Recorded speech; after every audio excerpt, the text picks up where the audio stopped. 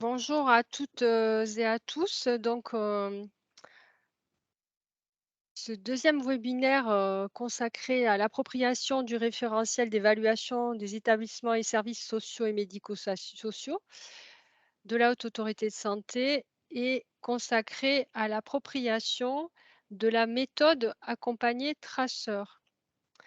Donc, avant de vous donner le programme, je voulais vous redonner quelques consignes sur le déroulé de ce webinaire.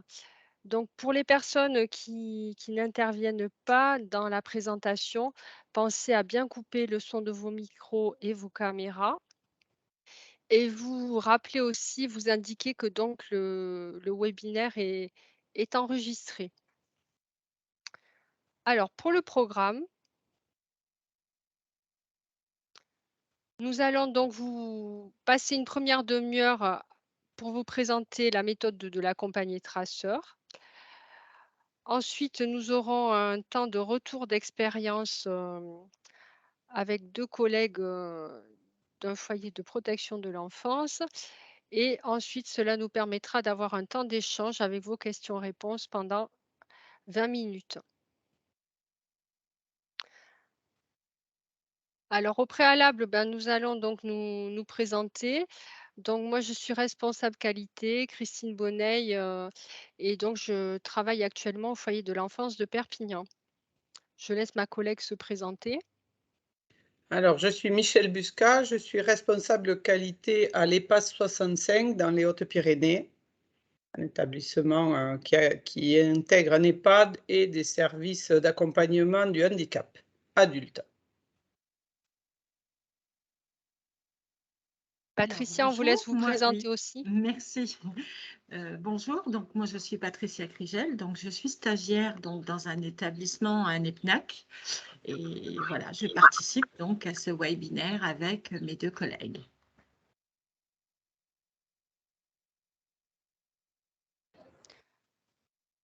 Alors, donc pour vous présenter la méthode d'accompagné traceur, il nous paraissait important au préalable, avant de rentrer dans les questions de modalités et d'outils et de techniques, de vous donner un petit peu la façon dont pour nous ça fait sens et quels sont les enjeux qui nous sont apparus.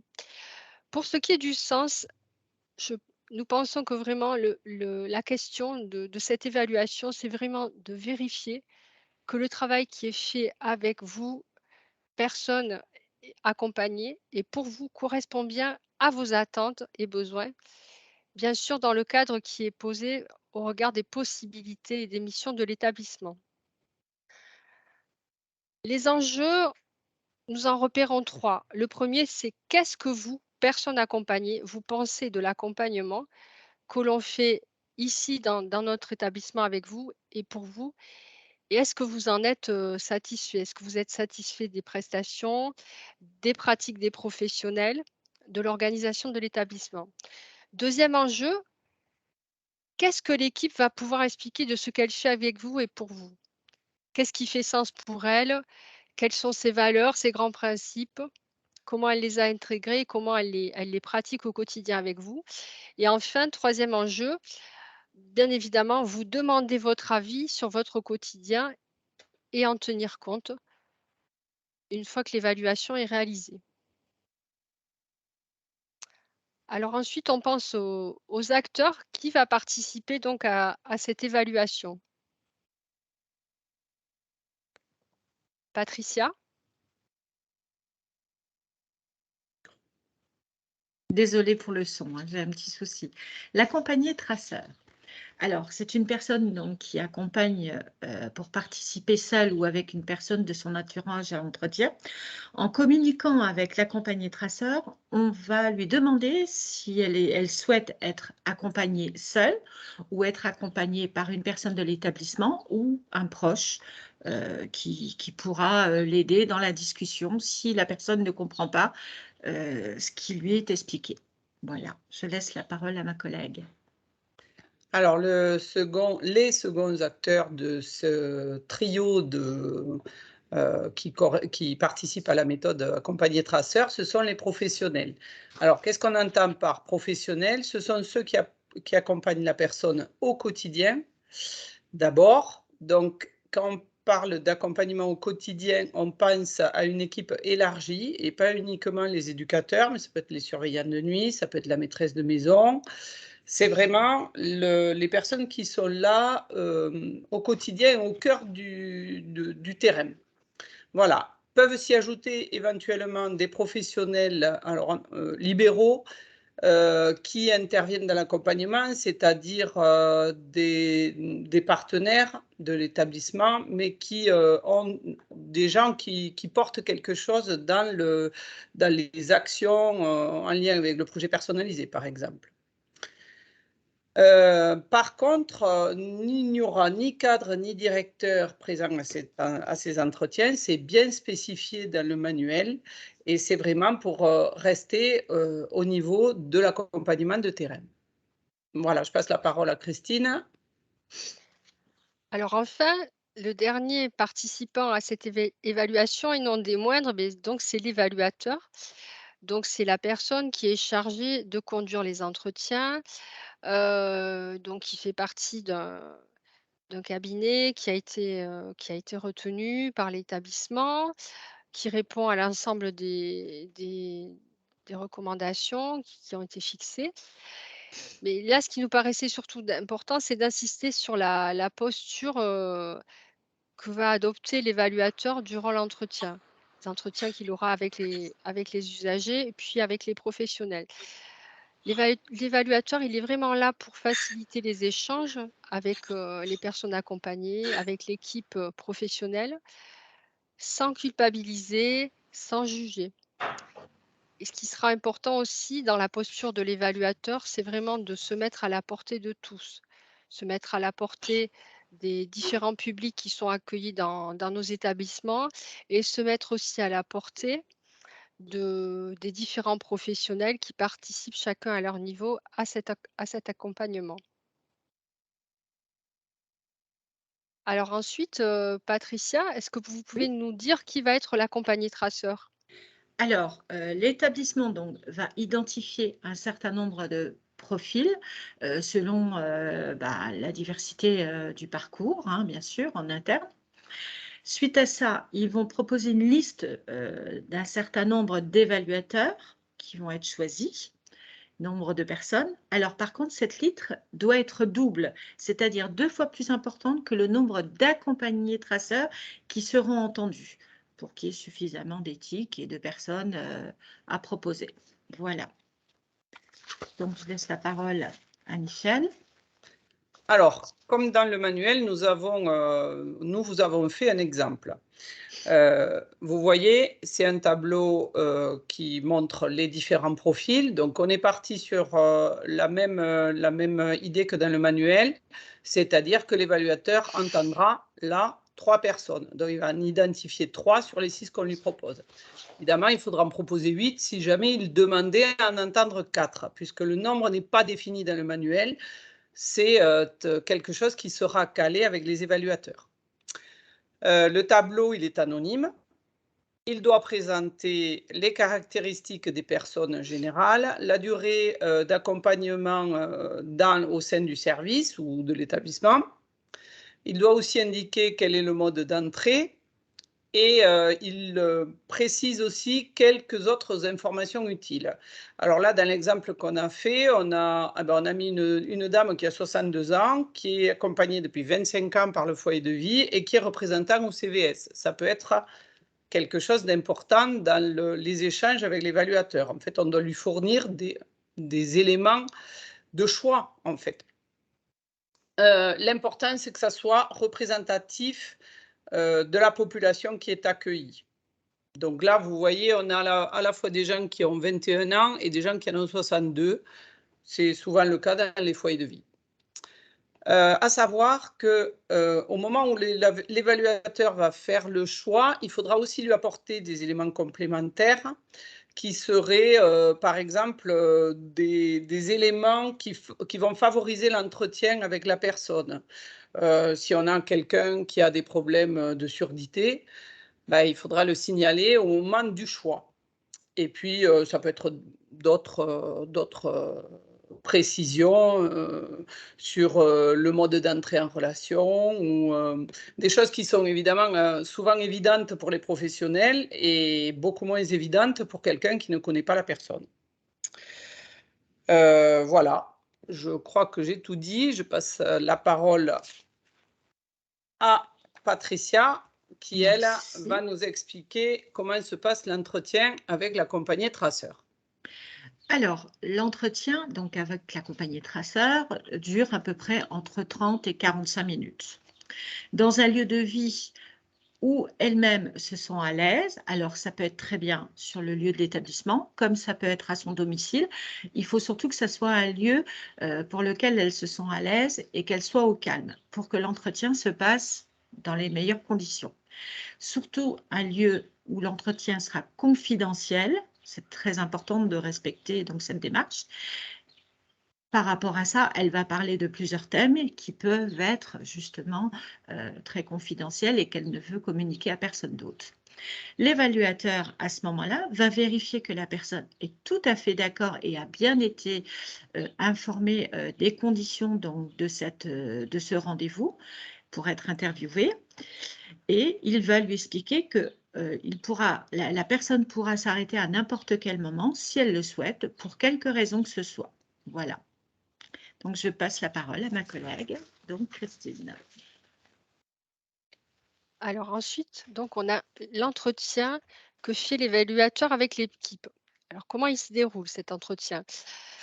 La durée, donc ça va être une durée un peu plus longue. C'est un entretien qui peut durer d'1 heure et demie à 2 heures. Toujours dans un endroit où l'équipe va se sentir à l'aise. C'est-à-dire que là, on va être dans un endroit, où on va faciliter la consultation du dossier de la personne s'il y a besoin de s'en référer, que ce soit pour l'évaluateur ou pour les équipes.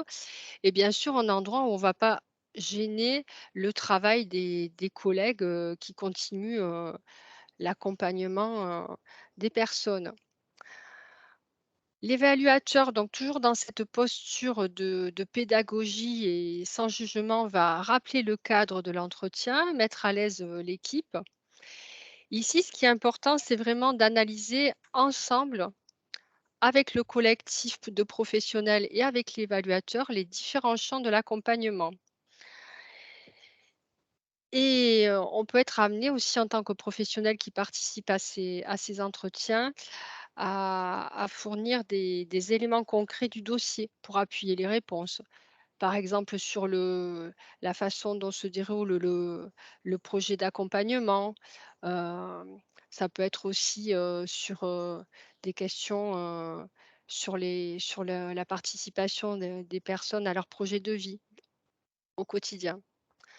Donc voilà pour l'entretien avec l'équipe. Ensuite, on va passer donc aux thématiques qui vont être, évaluées lors de ces entretiens. Alors les thèmes évalués, ils concernent vraiment, l'ensemble des thèmes qui participent, de l'accompagnement de la personne dans toutes ses dimensions. La première thématique qui est vraiment centrale, c'est celle qui concerne la bientraitance et l'éthique, c'est-à-dire, comment être bienveillant et comment s'interroger sur ce qu'on fait pour autrui. C'est cette thématique-là qui va être évaluée. Ensuite, on a aussi bien évidemment la question des droits de la personne accompagnée qui continue à être évaluée comme dans les précédents systèmes d'évaluation, c'est-à-dire avoir les mêmes droits qu'autrui, quand bien même on est à un moment donné accueilli dans un collectif ou dans une organisation. Et enfin, l'autre thématique qui est aussi évaluée, c'est la question de l'expression de la participation de la personne accompagnée. C'est-à-dire qu'on va essayer d'évaluer la façon dont la personne continue à exprimer, à être entendue dans son projet de vie, donc dans son accompagnement, mais aussi la question de la participation à la vie de l'établissement est centrale. Et donc là, la question du conseil de vie sociale et les membres du conseil de vie sociale prennent pleinement leur participation à cette évaluation. La quatrième thématique, Elle tourne autour de la co-construction, de la personnalisation du projet d'accompagnement. C'est un thème extrêmement central de tous les accompagnements et tout le monde le sait. Donc, c'est comment on construit le projet avec la personne et dans son intérêt. Par exemple, dans les critères qu'on retrouve dans le référentiel, on peut avoir un critère qui porte sur l'expression des attentes. Ça va être évalué avec la personne. Comment elle a pu exprimer ses attentes. Et puis, on en a un qui s'adresse aux professionnels et ça sera comment les professionnels ont pu évaluer les besoins de la personne à partir d'outils validés par l'établissement. Voilà, l'autre, le 5e point, c'est l'accompagnement à l'autonomie. Donc, c'est comment on apprend à agir librement et à être indépendant autant que possible. En tout cas, c'est comme ça qu'on l'a défini dans le groupe et pour aujourd'hui. Donc, là, ça va, les critères interrogés, ça va être les attentes et les souhaits qu'a pu exprimer la personne pour préserver son autonomie.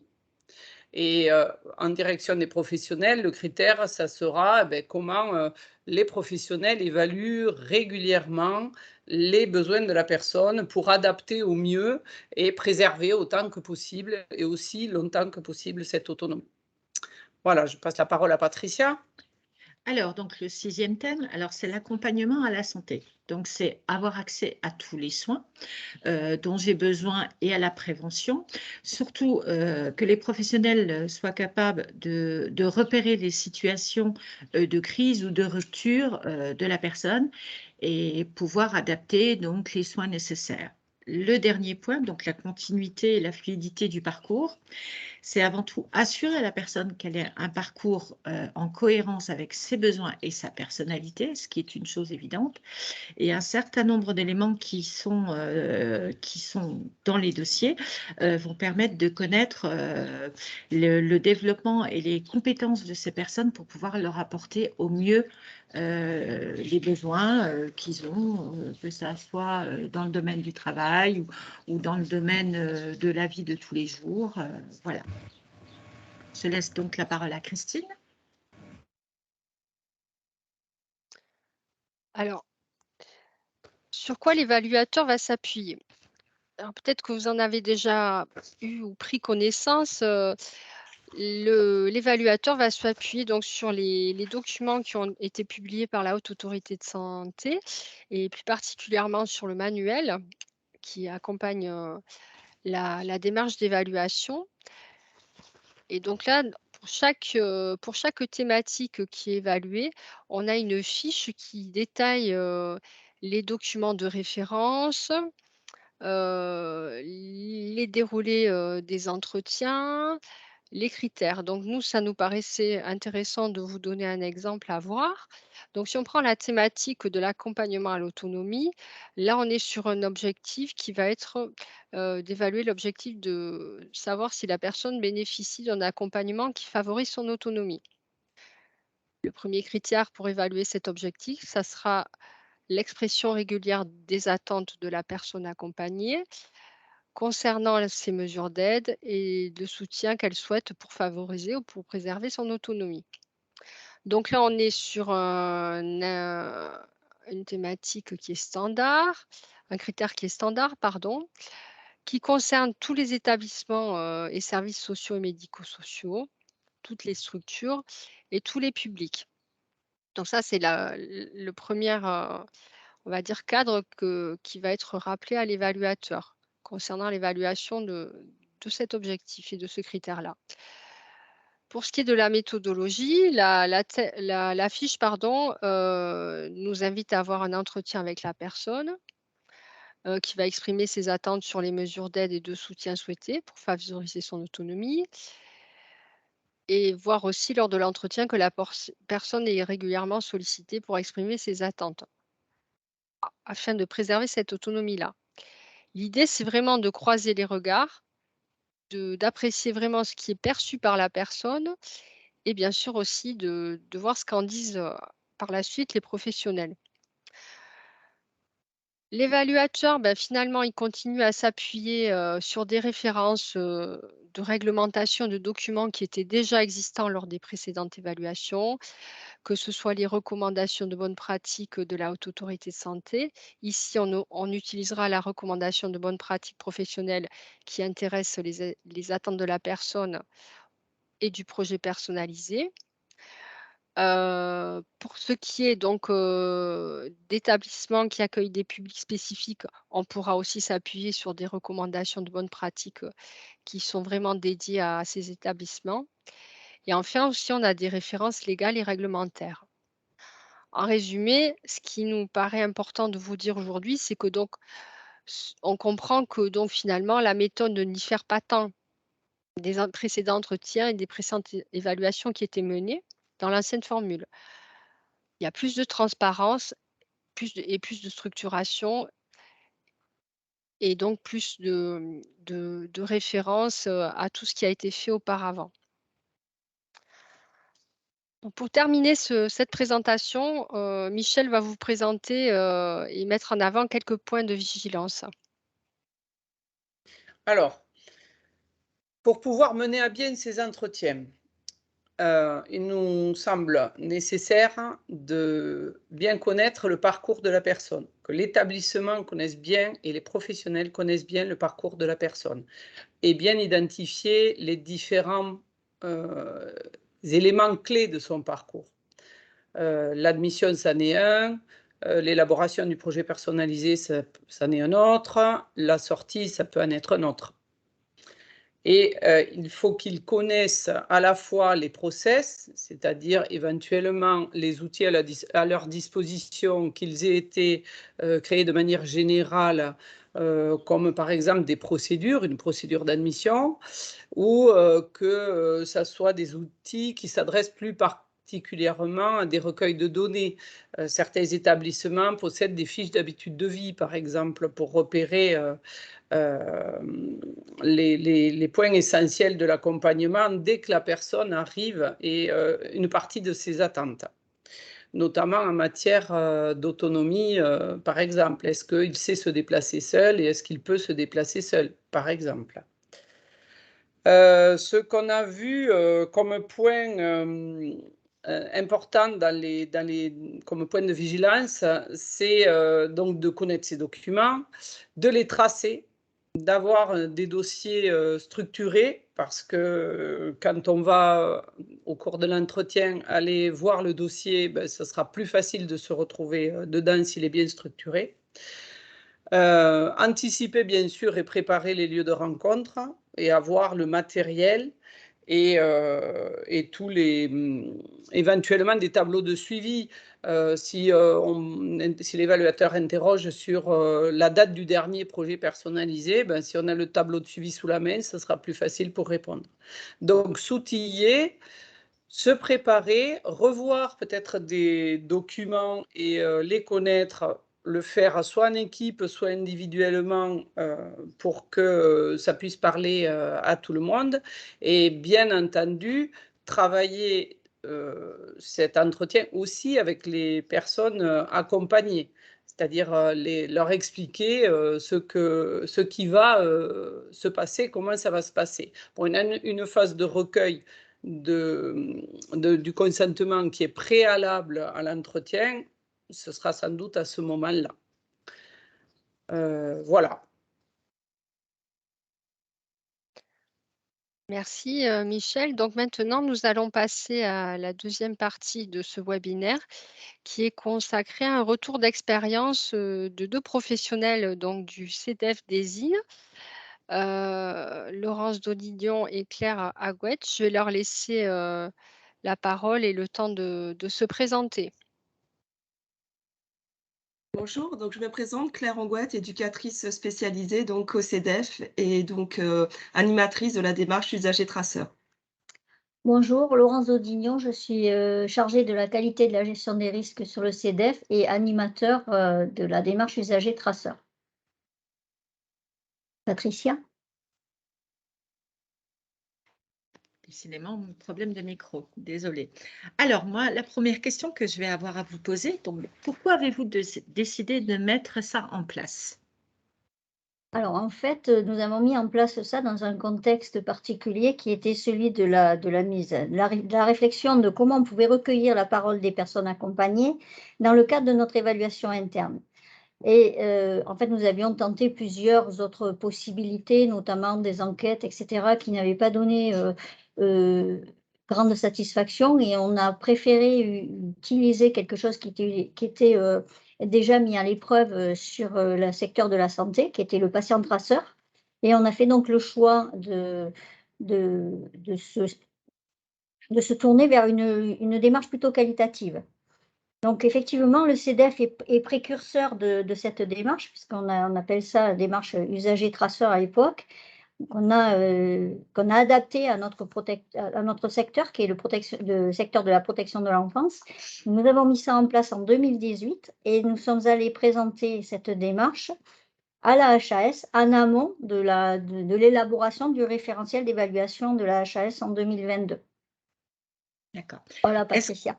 est-ce que vous pouvez nous expliquer, concrètement? Oui, tout à fait. Alors, il faut savoir qu'à chaque démarche, nous sommes donc un binôme d'animateurs, ce qui amène un petit peu aussi de l'objectivité dans cette démarche.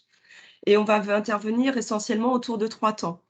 Donc, dans le premier temps, on va rencontrer donc l'équipe. On va expliquer la démarche usager-traceur donc à l'équipe et elle va nous proposer une personne, donc un usager qui pourrait en bénéficier. Avant du deuxième temps de l'entretien avec la personne, nous assurons que vraiment la personne est en accord pour pouvoir bénéficier de cette démarche et si elle est mineure, avoir aussi l'accord parental. Donc, dans un second temps, donc, nous rencontrons la personne. C'est dans un lieu du choix de la personne. C'est elle qui a pu définir là où elle sentait le mieux pour rencontrer le binôme d'animateurs. Et lors de cet entretien, on va récolter donc la parole de la personne, surtout donc son analyse sur l'accompagnement qu'elle a pu bénéficier au sein du CEDEF. Donc, dans un troisième temps, après avoir rencontré donc la personne et aussi sa famille, nous allons ensuite rencontrer l'équipe où on va croiser les regards. Donc, on va croiser l'avis de la personne que l'on a rencontrée en entretien et celui de l'équipe qui est impliquée dans le parcours de la personne. Donc, suite à ces 3 temps d'échange, le binôme donc d'animateurs va ensuite dégager des points forts. Donc, ce sont des pratiques qui correspondent, qu'il est important de maintenir et des points d'amélioration. Donc, sur ces points d'amélioration, l'idée, c'est que ça soit au bénéfice des prochaines personnes qui vont être accompagnées.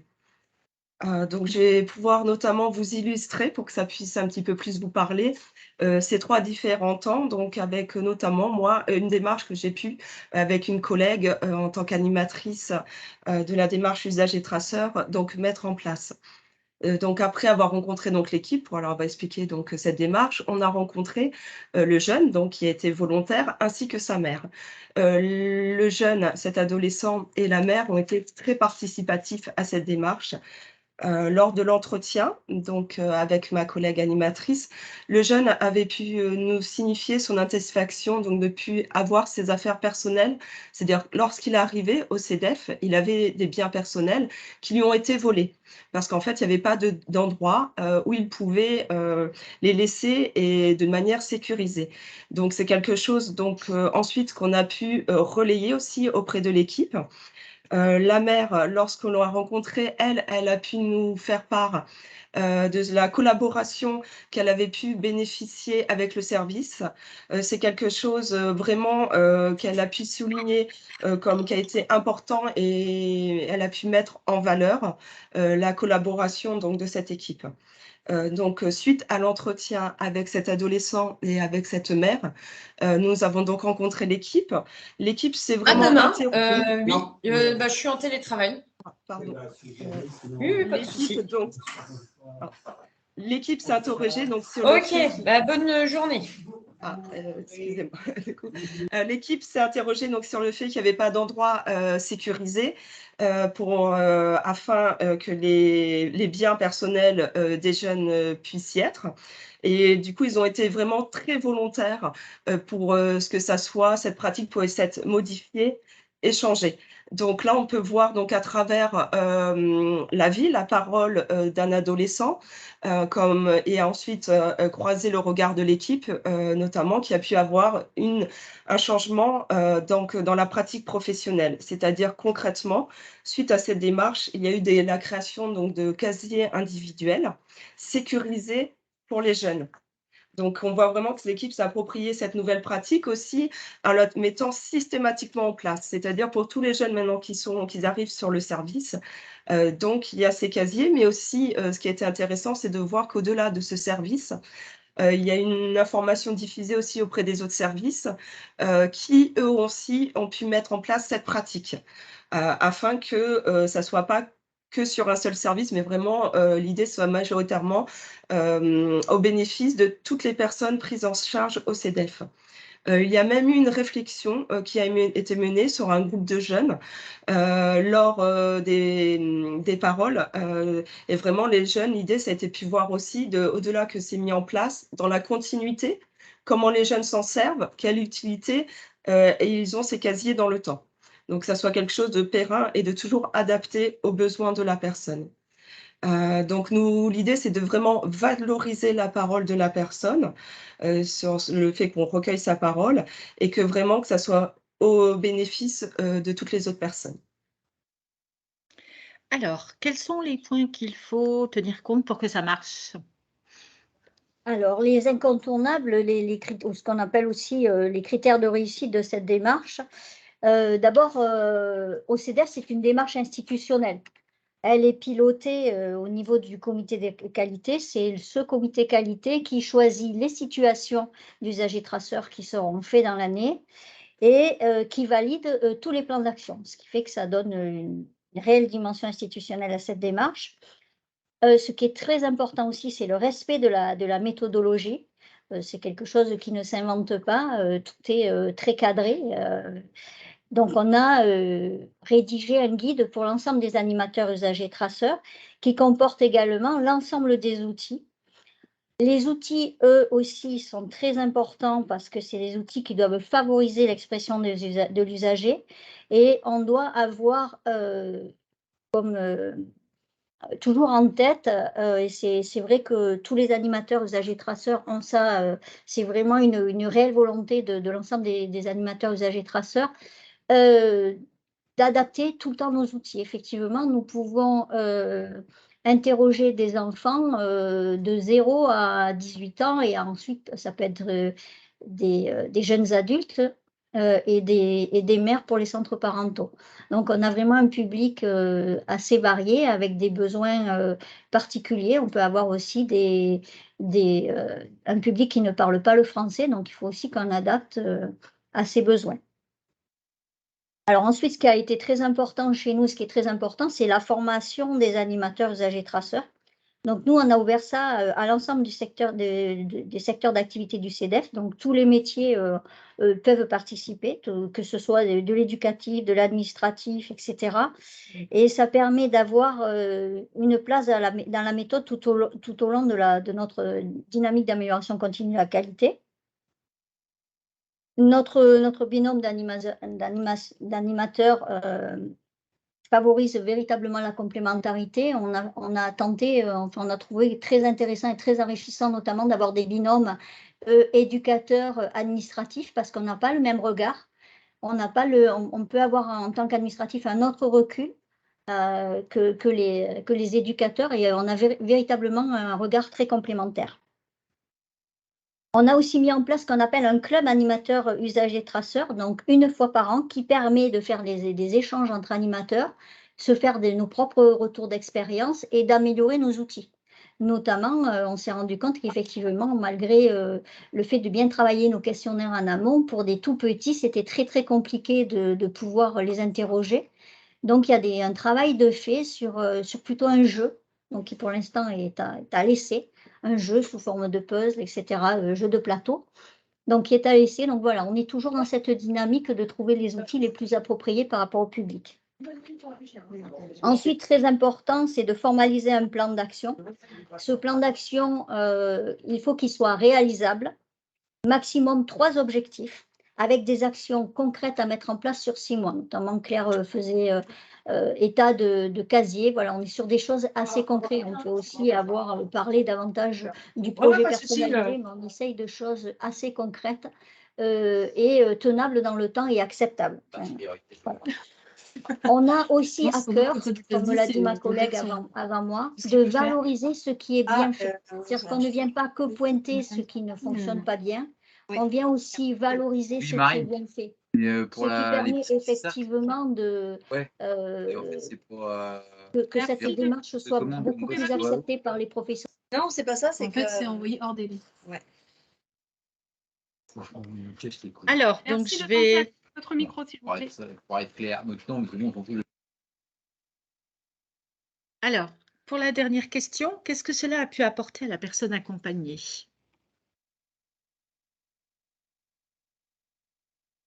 Le micro est coupé.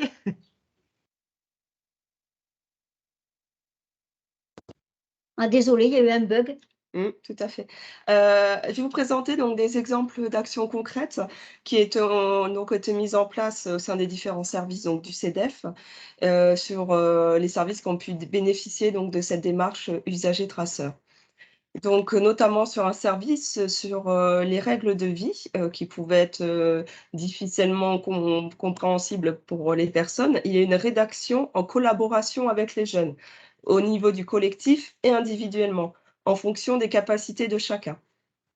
Il y a eu sur un autre service un kit d'accueil d'urgence. Donc, dans ce kit d'accueil d'urgence, il y a des pyjamas, doudous, linge de maison, trousses de toilette, qui sont vraiment nécessaires à l'arrivée d'un enfant en urgence sur les groupes, afin qu'il puisse avoir rapidement le nécessaire. Donc ça, c'est suite donc à une démarche sur un service. Il y a été aussi sur les services donc MNA, donc c'est des jeunes mineurs non accompagnés, de retravailler complètement donc le livret d'accueil. L'idée, c'était de l'adapter au niveau de compréhension des jeunes mineurs, donc qui sont donc étrangers, qui parlent pas forcément le français ou difficilement. Donc l'idée, c'était de vraiment qu'ils puissent l'approprier, le comprendre. Donc il y a eu par la mise en place dans ce livret d'accueil de couleurs, de dessins. Dans la même idée aussi, sur un autre service de MNA, il a été retravaillé donc le règlement intérieur afin qu'il soit plus simple pour eux. Donc, il soit notamment illustré de photos et de pictogrammes. Donc ça, c'était donc sur les services de MNA. Il a été aussi nécessaire de repenser donc de la communication avec les parents à l'issue donc de réunion à la pouponnière. Donc dans l'idée, c'était en fait la démarche usager-traceur a pu mettre en avant que généralement, donc d'enfants qui sont pris en charge, si les parents sont en couple, on a tendance à se mettre en lien qu'avec un seul des parents. Généralement, le premier qu'on a eu au téléphone ou qu'on a rencontré. Et donc l'idée, c'était de surtout ne pas oublier l'autre parent lorsqu'il y a un couple ou 2 personnes en tout cas présentes. Il y a eu aussi sur un service l'élaboration d'une bande dessinée pour faciliter la compréhension donc des chartes, de la charte des droits de la personne accueillie. Notamment là, c'est sur un groupe où on a pu rencontrer une adolescente qui pouvait nous dire qu'elle voyait sur le service la charte était bien affichée, mais qu'on lui avait pas forcément expliqué et pareil qu'à la lecture, c'était quelque chose qui lui parlait pas. Donc suite à cette démarche, l'équipe s'en est vraiment appropriée de la parole de la jeune et a pu dire: «Bon, il faut qu'au-delà que la charte soit simplement affichée, il faut qu'on l'adapte autrement» et donc ils ont fait une BD pour pouvoir faire en sorte que ça soit plus approprié et donc répondre aux besoins donc des jeunes. Il y a eu aussi la création donc de supports de projets personnalisés adaptés au niveau de compréhension des jeunes. Donc par exemple, là, c'est les besoins et les objectifs à réaliser soient illustrés par des images, donc notamment sur les groupes des plus jeunes, voilà, pour que ça puisse plus leur parler et qu'ils puissent surtout en comprendre le sens. Il y a eu aussi une réflexion et une formalisation de l'organisation donc du suivi de santé des jeunes accompagnés, donc sur un service de jeunes majeurs, là aussi, afin que voilà, que la santé puisse répondre mieux à leurs besoins. Je vais relaisser donc la parole à ma collègue Laurence. Oui, en fait, j'ai pas pu aller, on a été interrompus tout à l'heure. il faut aussi tenir compte de 2 points de vigilance essentiels. Un, le respect des personnes interrogées. Donc, il faut faire très attention à la confidentialité de la parole recueillie. Nous avons notamment écrit une charte de bonne conduite en interne pour les animateurs. Il faut également beaucoup communiquer sur cette démarche pour pouvoir donner du sens auprès des professionnels, éviter que ça soit mal vécu, qu'ils se sentent un peu fliqués. Cette démarche ne peut avoir de sens effectivement que si elle permet d'apporter des actions d'amélioration sur l'accompagnement des personnes et la qualité des prestations. Nous, on assure le suivi et la clôture de chaque usager traceur jusqu'au bout. On va jusqu'au bout du plan d'action avec une clôture en indiquant à chaque fois l'impact positif sur l'accompagnement de la personne. Voilà, je vous remercie de votre attention. Merci.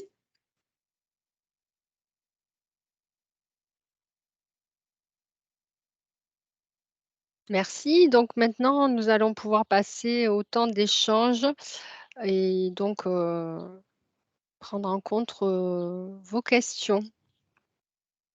Vous avez été plusieurs à nous poser des questions. Merci beaucoup pour cette participation. On va animer cette séquence avec Monsieur Brochard. Alors, la première question de clarification sur qu'est-ce qu'un accompagné traceur et surtout, quelle est la finalité en fait de ce traceur? Est-ce que vous pouvez nous éclairer un petit peu là-dessus pour préciser? Le micro, s'il vous plaît. Pardon. La finalité de cette méthode, c'est d'abord de s'intéresser au terrain, ensuite d'aller mesurer du côté de la satisfaction de l'usager, c'est-à-dire que si on fait un peu un parallèle avec l'ancienne méthode, le versant de satisfaction de l'usager n'était pas intégré à la méthode dans l'ancienne évaluation externe. Aujourd'hui, elle est intégrée dans la méthode. Et c'est vraiment quelque chose de nouveau et qui s'intéresse réellement aux bénéfices, aux résultats, en fait, pour la personne. On est moins dans le qu'est-ce qu'on fait, qu'est-ce qu'on met en œuvre, que à quoi ça sert concrètement et comment concrètement ça porte ses fruits. Et surtout au niveau des professionnels eux-mêmes.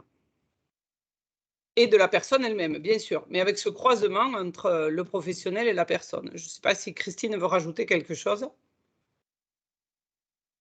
Non, tes propos, Michel, répondent parfaitement à la question. Je n'ai rien à rajouter sur cette question. Juste si, moi je rajouterais que en fait c'est croisé par l'épreuve en plus. Donc c'est vraiment, on va jusqu'au bout de décortiquer quelque chose et puis ça s'intéresse à tout le parcours de la personne aussi. Voilà, on est quand même sur vraiment quelque chose de très, très, très concret par rapport à ce qu'on pouvait avoir sur des évaluations externes antérieures où l'évaluateur, c'était un peu plus optionnel, on va dire. Voilà, je vois que Laurence fait oui de la tête, donc elle peut confirmer peut-être par expérience ce que je viens de dire en remettant son micro. Oui, c'est tout à fait ce qu'on fait, hein. C'est-à-dire que nous, quand on suit les plans d'action avec David Brochard, on vient demander des actions concrètes. Je vais même vérifier sur le terrain. Je fais même, une fois que c'est fini, des flash audits pour voir si c'est pérennisé. Enfin, on va vraiment vérifier, enfin, on demande des preuves sur tout ce qui peut être fait, des preuves concrètes sur le terrain. On vient aussi faire un retour aux personnes qui le souhaitent, sur la démarche, le plan d'action et généralement, les personnes qui ont pu bénéficier donc de l'entretien et de cette démarche, sont demandeuses d'avoir un retour sur en effet, concrètement en quoi, cela a pu, améliorer, les pratiques, auprès des personnes. Merci beaucoup. Du coup, Je vais continuer sur les questions. En fait, je vais en poser deux, parce qu'il y en a une des deux questions pour laquelle vous avez apporté la réponse en cours de webinaire, donc ça aura peut-être, sauf si la personne souhaite des compléments. La question qui avait été posée après, c'est est-ce que le consentement de la personne est requis pour participer à cette démarche? Donc, Patricia Klein, vous avez pu répondre à cette question en disant qu'effectivement, le consentement était requis. Vous avez même pu témoigner du fait qu'une personne en cours de démarche avait tout à fait le droit de se rétracter et de retirer son consentement. Donc, le consentement, il doit être requis et il n'est pas définitif, puisqu'à n'importe quel moment de la démarche, même au cours de l'entretien, la personne pouvait retirer son consentement. L'autre question qui était abordée, c'est est-ce qu'il y a des personnes accompagnées qui ne seraient pas concernées par cette démarche? Par exemple, des personnes qui sont accueillies uniquement en journée sur des accueils de jour. Donc, est-ce qu'il y a un public au sein des établissements ou au sein des services qui ne serait pas, selon vous, concerné par cette démarche, ou est-ce qu'elle s'adresse à toute personne accompagnée, même si elle est accompagnée de manière très partielle ou très temporaire? Dans la mesure où les profils qui sont proposés aux évaluateurs doivent refléter la diversité des publics accueillis, même si ce n'est pas écrit dans le manuel, ce qu'on en a compris, c'est qu'effectivement, ils en faisaient partie. Alors, Oui, moi je rejoins complètement Michel. Ça va dans le sens de cette idée d'avoir un échantillon de personnes accompagnées qui tentent dans leur parcours dans l'établissement ou dans le service et en amont et en sortie reflètent vraiment toutes les prestations et toutes les pratiques qui sont offertes par l'établissement à ces personnes-là. Donc, ça, pour répondre à la question qui a été posée, effectivement, ce type de public rentre complètement dans l'évaluation. Ce qui n'est pas normé par le manuel d'évaluation, c'est le nombre de profils, en fait. On vous a dit que c'était 3 minimum. On imagine, mais on n'en a pas la garantie, ça sera peut-être une des questions à poser lors du webinaire, la foire aux questions du 5 juillet avec la HAS qui sera présente, on le rappelle. Ça sera peut-être une question à leur poser, et c'est est-ce qu'il y a un périmètre supérieur? Parce qu'en fait, on ne sait pas jusqu'à combien d'usagers peuvent être interviewés lors de cette évaluation. Merci beaucoup pour ces précisions. Alors, ensuite, on a une série de questions qui sont vraiment sur le processus de recueil de la parole et le comment, notamment auprès d'un public soit jeune, par exemple les enfants en IME ou alors les très petits. Vous avez parlé tout à l'heure ça démarre à 0 ans, donc à 0, voilà. Comment vous faites pour recueillir cette parole et dans la même lignée de questions, comment interroger les résidents qui ont des difficultés de communication verbale et ou des troubles du comportement, ce qui représente un certain nombre d'établissements handicap adhérents GEPSO. Comment vous faites? Quels outils? Quelles méthodes? On utilise des médiateurs, notamment Laurence, alors avait vous parler qu'au CEDEF a été créé notamment un Pulse avec pour pouvoir accompagner donc dans l'entretien les enfants sous forme quelque chose un peu plus ludique. Il y a différents supports. On a des professionnels aussi qui ont été formés justement aux entretiens pour les personnes qui ont des difficultés de compréhension ou pour les bébés aussi. Donc voilà, c'est sous forme de différents supports de médiation pour mettre en place lors des entretiens. Alors, ce que nous explique Laurence, c'est clair, c'est ce qu'elles font au long cours, c'est-à-dire comment l'accompagné traceur est intégré à leur politique qualité, hein, si j'ai bien saisi tout l'enjeu. Oui. Là, on va se retrouver avec des évaluateurs qui, eux, vont devoir faire l'effort, justement, de s'adapter aux personnes. Parce qu'autant, alors, est-ce qu'on pourra leur proposer des outils? C'est à voir. Si on en possède et qu'ils souhaitaient les utiliser, ça peut faire partie des choses à évaluer avant l'évaluation, en amont de l'évaluation. Et puis, pour travailler moi-même avec des personnes en situation de handicap qui ont des paroles, enfin, des modalités d'expression qui sont parfois limitées et des troubles du comportement parfois envahissants, je crois que quand on communique avec eux et quand on les informe, on essaye de s'adapter dans le discours et dans la façon de s'adresser à eux. Et là, il me semble que l'évaluateur ne pourra pas faire cette économie-là, sachant qu'en plus, l'équipe, on le rappelle, comme on l'a dit dans la présentation, doit donner les clés de communication à l'évaluateur. Si on a en face de nous, si l'évaluateur a en face de lui une personne qui est fatigable, peut-être il faudra qu'il fasse une pause toutes les 10 minutes. Ou qu'il fasse 2 phases d'entretien un peu dissociées pour lui permettre de récupérer. Bon, toutes les modalités d'adaptation de l'environnement à la personne vont dans le sens de ses besoins. Il faudra que l'évaluateur fasse la même chose que ce que nous essayons de faire au quotidien. En complément Si je peux me permettre. En complément de ce que tu dis, Michel, et pour répondre à la question, ce qui sera important aussi à étudier en amont du choix de l'organisme d'évaluation externe, c'est d'être attentif au parcours et aux expériences des évaluateurs.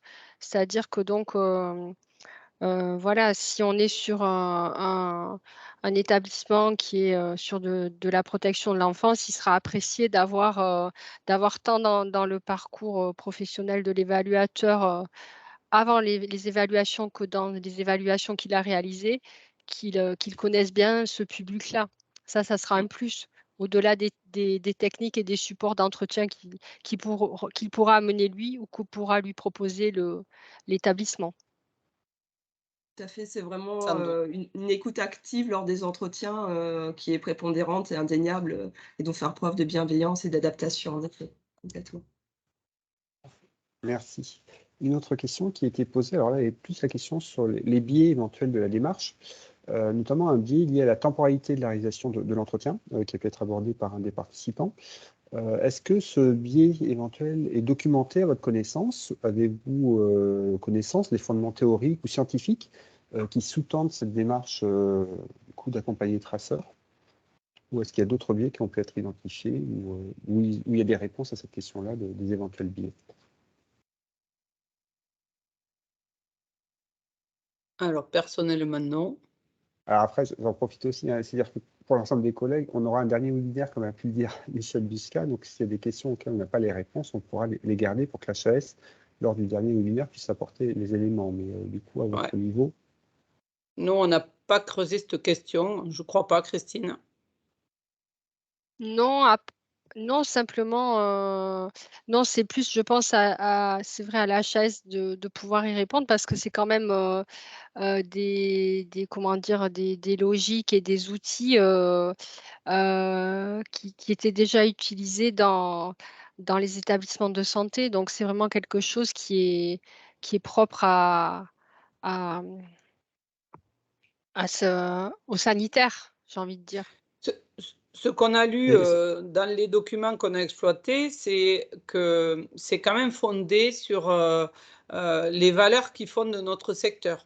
On est vraiment dans les valeurs qui fondent notre secteur, le fait de reconnaître la personne, d'être dans le pouvoir d'agir.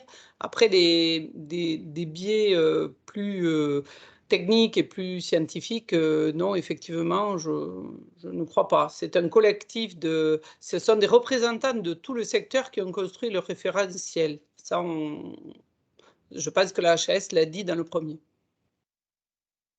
Oui, c'est pour ça que je pense qu'ils seront plus à même de pouvoir donner des éléments plus précis sur ce qu'il y a, éventuellement des outils ou d'ingénierie sociale ou des choses comme ça et dont ils se sont inspirés pour mettre en place tous ces process d'évaluation. D'accord. Et alors, justement, en préparant cette intervention, est-ce que vous avez pu identifier des différences avec le patient traceur ou est-ce que vous avez le sentiment que la démarche accompagnée traceur est un simple copier-coller d'une démarche patient-traceur de l'hôpital, ou en préparant l'intervention, vous avez pu identifier des différences ou une adaptation qui aurait été réalisée par l'HAS pour mieux coller aux réalités du public, du social et médico-social? Alors moi, je pense que l'adaptation, moi je parlerai d'adaptation parce que vraiment dans les thématiques, les thématiques qui vont être utilisées pour évaluer toute la dimension du premier chapitre, hein, donc la personne, elles prennent vraiment en compte les accompagnements et les pratiques professionnelles qui sont faites dans le secteur social et médico-social. C'est-à-dire que voilà, il y a eu cet effort et cette réflexion de fait. Je pense que, comme le disait Michel, le fait d'avoir été dans une concertation avec les professionnels a été essentiel pour aboutir à ça. C'est de se dire qu'à un moment donné, voilà, on n'évalue pas, si je donne l'exemple, par exemple, on n'évalue pas un acte technique et cetera. On évalue, un accompagnement, qui vraiment qui va être quand même, différent, selon qui le fait, qui le reçoit. Voilà, c'est vraiment essayer, et c'est très intéressant parce que c'est essayer de justement d'être dans une évaluation de pratiques qui sont pas forcément, normées comme un acte de soin, vous voyez? Il y a soit Claire Angouette, soit Laurence Zouliot qui voulait prendre la parole. Oui, c'était pour faire un retour de notre expérience. Nous, au sein du CEDEF, on a pu se baser sur un référentiel qu'on a créé en partant des recommandations, des bonnes pratiques professionnelles. Donc on s'est vraiment basé sur toutes ces recommandations pour, construire notre référentiel et notre référentiel, du coup, sert de support lors des entretiens et lors de la rencontre, avec l'équipe. Donc c'était pour faire un peu le lien sur, scientifiquement, enfin voilà. Nous, c'est vraiment sur ça, sur lequel, le support sur lequel on s'appuie. Merci. Et Michel, pour Oui, compléter. moi je voulais rajouter que quand on s'intéresse de près aux manuels et aux fiches critères hein, et qu'on les regarde sous cet angle-là, on retrouve bien alors la cohérence du parcours en fait. Ce qui fait sens, alors je ne connais pas le patient traceur à l'hôpital, mais là, ce qui fait sens dans les critères et ce qu'on vient évaluer, c'est vraiment comment on reçoit la personne, comment on l'accompagne et comment on met en place des choses dans son intérêt. C'est vraiment ça. À travers les critères, on le mesure assez vite. Et comme c'est croisé, comme je le disais dans la présentation, c'est vraiment fondé sur des choses qui relèvent du terrain, en fait. Et je pense que les professionnels qui peuvent avoir des inquiétudes par rapport à ce genre d'interview pourront au moins se rassurer par le fait qu'ils vont parler réellement de leur pratique, ouais, du contenu de ce qu'ils font au quotidien. Donc, on sait très bien souvent où sont nos forces et nos faiblesses. On a déjà fait des évaluations, on sait déjà où est-ce qu'on a des points d'amélioration. Donc, on va aller creuser peut-être certains points, mais globalement, c'est des choses qu'on maîtrise déjà un petit peu. Parfait, merci. Il reste 2-3 minutes pour d'éventuelles questions et le temps qu'elles arrivent éventuellement. Donc, juste pour vous remercier toutes les trois pour cette présentation. Du coup, Jeanne, je continue peut-être pour la présentation pour la semaine. Donc, pour vous dire qu'effectivement, on va continuer ce cycle de webinaire. Jeudi, il y aura un webinaire pareil de 14h à 15h qui sera consacré cette fois-ci à l'audit système. Donc, du coup, on aura l'occasion de se revoir jeudi de 14h à 15h. Vous rappelez aussi qu'on va ouvrir une foire aux questions. Les GEPSO va avoir une foire aux questions justement pour les questions qui vous viendraient après ce webinaire. C'est bien normal et c'est tout à fait naturel qu'il y ait des questions qui émergent dans la foulée ou dans quelques jours peut-être.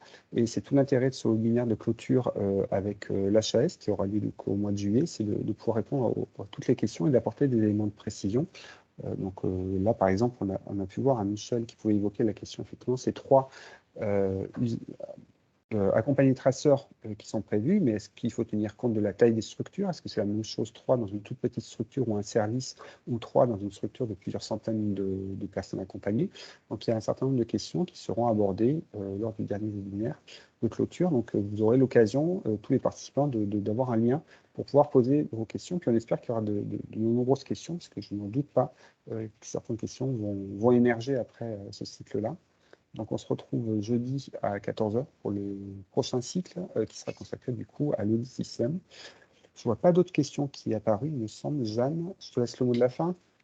Mais, je voulais vous remercier à tous intervenants pour ces présentations et ces illustrations. Je pense qu'ils sont très inspirantes et puis aussi qui vont rassurer un certain nombre de professionnels qui vont s'engager prochainement dans la démarche, qui se plongent déjà dans les manuels. Je pense que c'est important d'avoir ces retours terrain et cette prise déjà de recul. Vous précisez aussi en clôture que l'ensemble des webinaires sont enregistrés et vous seront mis à disposition très prochainement afin que vous puissiez les revisionner ou les diffuser au sein de vos établissements. Donc, vous serez tenus informés une fois qu'ils seront mis en ligne. Un grand merci à tous. Je vais répondre aux dernières questions. Merci à toutes. Au revoir. Au revoir. Au revoir. Merci, au revoir. Au revoir tout le monde. Merci, au revoir. Au revoir. Au revoir.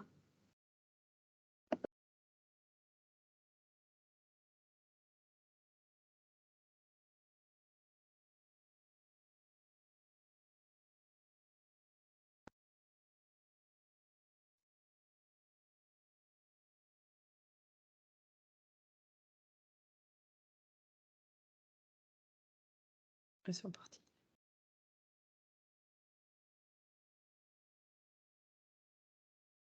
Ben, merci. Donc, Ah, je suis là. Christine est là. oui, Il y a encore, oui. il y a Voilà, encore- moi aussi. Bon, ben voilà. J'attends que que tout le monde ferme, en fait. Ah, oui, tout à fait.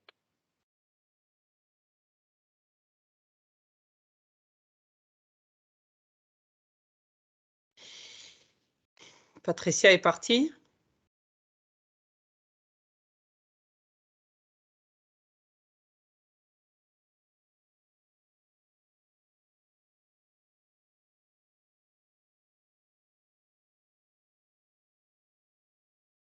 Il y a David qui va nous rejoindre pour un petit débrief.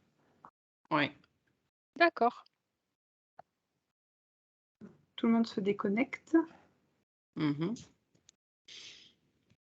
nous en reste 2, 4, 6. Ouais, une petite. Je peux pas le faire.